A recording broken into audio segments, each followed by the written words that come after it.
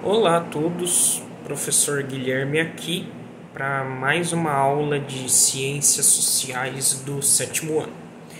Bom, pessoal, nessa aula eu vou estar começando aí, o capítulo 10 com vocês, Globalização e Consumo, no qual eu já dei uma introdução para vocês, na aula passada, mas vou estar reforçando aqui para continuar o assunto. Bom, então a gente já sabe que a globalização, permitiu com que os países se interagissem, de uma forma muito mais fácil, Com a globalização aí ficou muito mais fácil um país fazer negócios com o outro. E com isso surgiram as transnacionais, as indústrias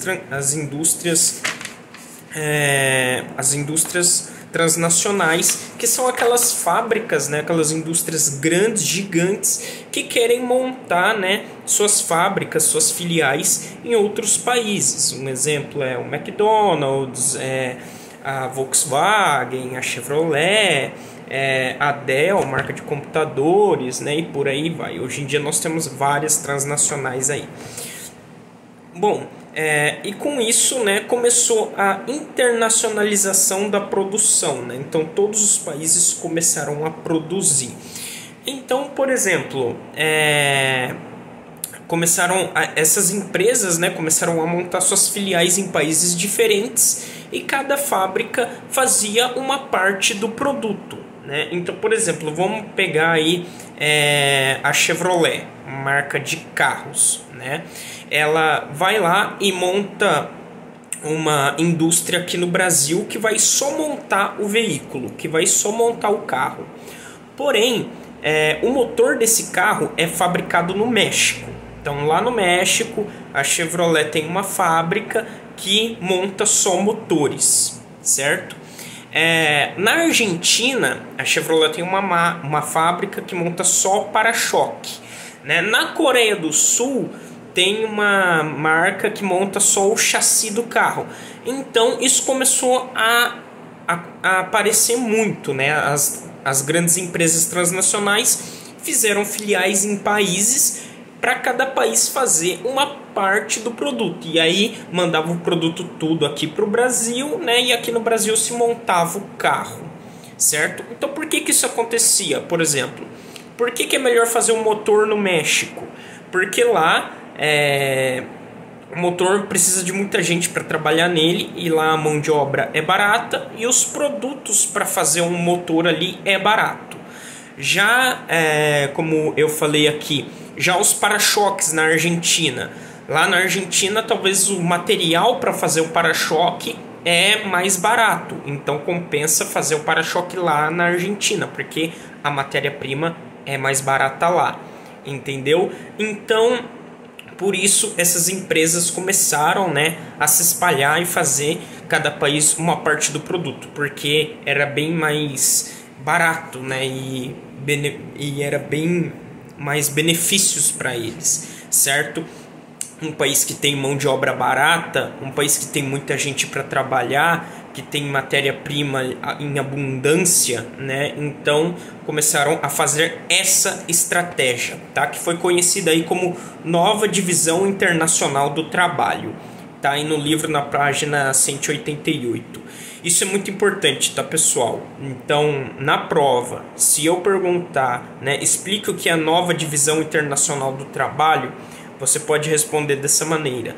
Foram as fábricas, as indústrias que se tornaram transnacionais e começaram a montar, suas filiais, suas fábricas em países diferentes para que cada país montasse uma parte do produto, certo?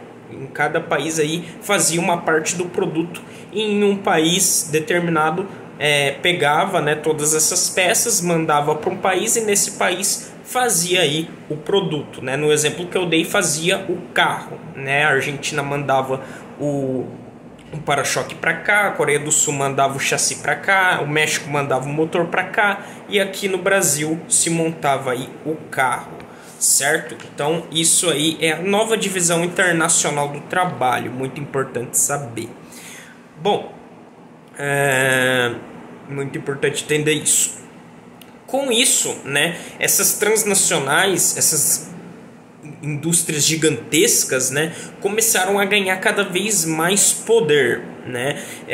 Então, todo mundo quer ter todo presidente brasileiro gostaria de ter, né, uma fábrica da Chevrolet aqui, gostaria de ter fábricas da Volkswagen aqui, um McDonald's, um Burger King e tudo mais, né? E essas empresas, isso porque essas empresas elas acabavam gerando bastante emprego, né? Se monta uma empresa gigantesca dessa aqui, precisa de muito funcionário para trabalhar, então vai dar muito emprego, né, para a população.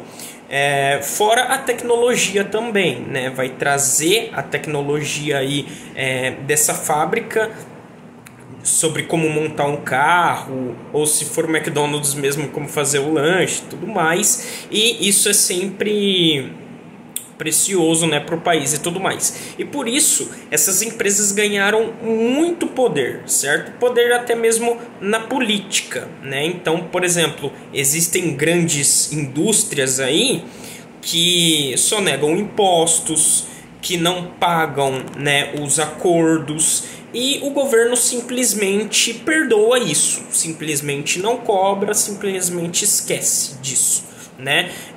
Então acaba também rolando corrupção, esse tipo de coisa. Mas basicamente é isso. As transnacionais ganharam tanto poder, que elas agora também podem mandar ali na política do país. Também interfere, né? Uma grande empresa pode pedir para os políticos, né, e tudo mais, que tal coisa seja feita para beneficiar ela, né? E aí ela vai e monta a sua fábrica ali no país. E aí os políticos concordam com isso e montam aí a empresa, né? Porque, como eu falei, tem vários pontos positivos aí, né? Se uma transnacional vem para cá, gera muito emprego, tem a questão aí da tecnologia e tudo mais, certo? Aqui no livro também, né, na página 190, fala que é importante ressaltar que a globalização da produção e das relações econômicas caracterizaram pela alta competitividade, né? Então tem isso também, essas transnacionais elas competem muito umas com as outras, né, para ver qual que consegue vender mais, lucrar mais, né, e tudo mais. E essa competição faz com que essas empresas se expandem para o mundo, né, para os outros países, e também vão ditando as regras, né, do comércio. Então, por exemplo, se o McDonald's faz uma oferta de lanches, né, toda quarta-feira, o Burger King ele vai ter que usar uma estratégia para poder vender bem na quarta-feira, né? Ele também vai ter que fazer uma oferta, ele vai ter que dar um brinde, ele vai ter que fazer alguma coisa. Então essa competição também, né, aquece muito o mercado, e as empresas aí vão meio que ditando as regras de como funciona, né? Então tem empresas aí de carros, por exemplo, que você não precisa dar uma entrada no veículo, né? Você compra o carro lá, mas você não precisa dar uma entrada, ou você paga a primeira parcela daqui 3 meses, né? E aí as outras empresas também vão ter que adotar essas estratégias, né, e tudo mais. E a competição também está muito na publicidade, né, nas propagandas. Hoje em dia a propaganda é muito forte, a propaganda está em tudo quanto é canto, né? Já falei sobre isso com vocês também, até a respeito do vídeo, né? Aquele vídeo fala bastante disso. Então, as propagandas, né? Propaganda da Coca-Cola, você vê o tempo todo, propaganda de celulares, propaganda aí de basicamente tudo, o que nos torna uma sociedade cada vez mais consumista, né? A gente quer comprar, tá passando lá a propaganda do novo iPhone que faz isso e aquilo, eu quero comprar um novo iPhone, né? Passa lá a propaganda do novo tênis da Nike, eu quero comprar. Então a gente começou a comprar cada vez mais. E aqui na página 191 fala da obsolescência programada, né? Falei sobre isso também no vídeo com vocês, né? Só que lá no vídeo fala que é obsolescência planejada e obsolescência perceptiva. Então vamos entender isso, né? Aqui no livro fala obsolescência programada. A obsolescência programada é aquilo de que o fabricante, né, ele já dá uma vida útil para o aparelho, ele já dá uma vida ali para o aparelho. Então, depois de 3 anos, esse aparelho aqui ele vai ficar fraco, ele vai pifar, ele vai quebrar e ele não vai servir mais para o cliente, certo? Então, a obsolescência programada é isso. As próprias fábricas já fazem um produto, né, para ficar velho, para não dar um resultado bom ou até mesmo para quebrar depois de um determinado tempo. Isso vale para celular, isso vale para impressora, para computador. A maioria das coisas eletrônicas são assim, tá, pessoal? Já são feitas meio que para quebrar a partir de determinado tempo. E assim, quebrando, você vai ter que comprar outro produto, né? Então fazem exatamente para isso, para que você compre outro produto, um mais moderno, né? Ou coisa do tipo. Então, para você comprar cada vez mais. No videozinho que eu passei, né? Fala que essa obsolescência se chama obsolescência planejada, né? Aqui no livro também está falando planejada. A própria empresa planeja que o produto vai quebrar. E também tem a obsolescência perceptiva, que não está falando aqui no livro, mas fala lá no videozinho. A perceptiva é aquela que, mesmo que você está com uma coisa boa, já fez uma coisa melhor. E aí você quer se livrar dessa sua coisa boa para comprar a mais moderna. É o caso de celular também. Às vezes você está com um celular que tem 1 ano de uso, só que já saiu um celular muito mais moderno, porque celular faz a cada 3 meses praticamente faz um novo, né, um mais moderno. Então você quer vender o seu celular que tá bom, tá em ótimas condições, para comprar outro. Isso nos torna muito consumistas, né, cada vez mais consumistas. Isso gera vários problemas. Problema para nossa saúde, né, porque a gente fica trabalhando pra caramba para comprar cada vez mais coisas. Muitas das coisas a gente não vai nem usar, né? Muitas das coisas a gente nem tem uma qualidade, né? E também aqui fala também do problema do lixo, né? Quanto mais a gente compra, mais coisa vai para o lixo, mais poluição mais problema para o meio ambiente. Então aqui fala que a gente precisa ter essa consciência, né, de consumir com responsabilidade, certo? Porque as próprias indústrias, né, querem que a gente compre cada vez mais, e isso é muito ruim, tanto para a gente quanto para o planeta, certo? Depois na página 162 vai falar das relações de trabalho, vai falar que essas transnacionais, elas querem mão de obra barata, né, querem cada vez mais mão de obra barata, porém preciso também mão de obra qualificada. Cada vez mais as empresas estão exigindo mão de obra mais qualificada. Então cada vez mais é importante que o cara, para trabalhar na empresa, tenha um curso de programação, seja formado em programação, fale inglês, faça isso, faça aquilo, né?